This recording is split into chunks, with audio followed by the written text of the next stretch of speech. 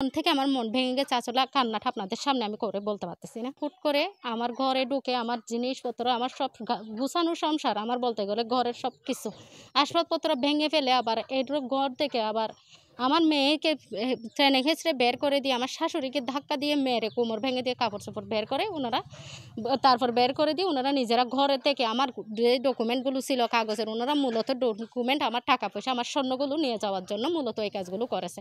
আমার হচ্ছে 30 করা, আর হচ্ছে আম্মু শরীফের 10 করা, আর হচ্ছে মালিকের হচ্ছে 4 করা, সর্বমোট মিলাইয়া হচ্ছে 14 করা জায়গা।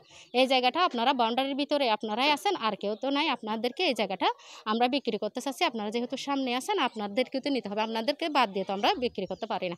আমাদেরকে ডকুমেন্ট শো করতে হবে, তারপর আমি যাব। আর 14 করার জায়গায় আমি তখন যাব, এর আগে আমি যাব না।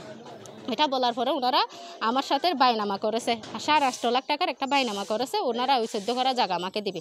এটা বলার পরে অনেক কমিটমেন্টের ভিত্তিতে এস্টামের মাধ্যমে, বাইনামার মাধ্যমে আমরা আসার পরে আমরা আবার এই ঘরের রুমটা আমরা করি। আমার সব স্বর্ণ, আমার 5 ভরি স্বর্ণ আমার বিয়েতে দিয়েছিল, এই সব স্বর্ণ আর হচ্ছে এই জায়গাটা আমি ক্রয় করার জন্য আমার বাবার বাড়ি থেকে আমি 10 লাখ টাকা আনছিলাম, কিন্তু ওনারা সব কিছু এখন ভেঙে চুরে চুরমার করে সব নিয়ে গেছে।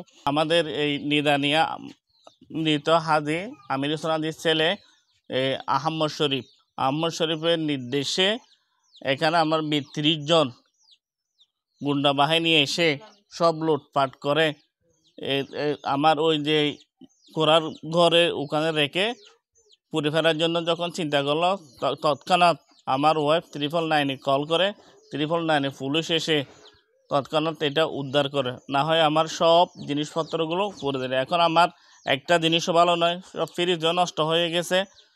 তারপরে এখানে আমার মা অনেক চেষ্টা করছিল, আমার মা আমার 2টা ছেলে ছিল, আমার 2টা বাচ্চাকে খুব মারধর করে তারপর আমার মাকে অনেক টেনে হেঁচড়ে আমার মা বাঁধা দেওয়াতে তার হচ্ছে এই শাড়ি শুদ্ধ ছিঁড়ে ফেলছে।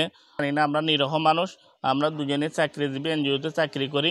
সকালে আমরা যখন চলে গেছি তখন এরা পূর্ব পরিকল্পিতভাবে তাদের বিভিন্ন জায়গা থেকে ভাড়া করে এনে এই ঘটনাটি ঘটায়, যার কারণে এখন আমি নিঃস্ব হয়ে গেছি। প্রশাসনের কাছে আমার সঠিক বিচার এবং হচ্ছে এই জায়গা খতিয়ানে অনুযায়ী আমার এই কাগজপত্র অনুযায়ী আমার জায়গাটা সঠিক বিচার চাই জায়গার।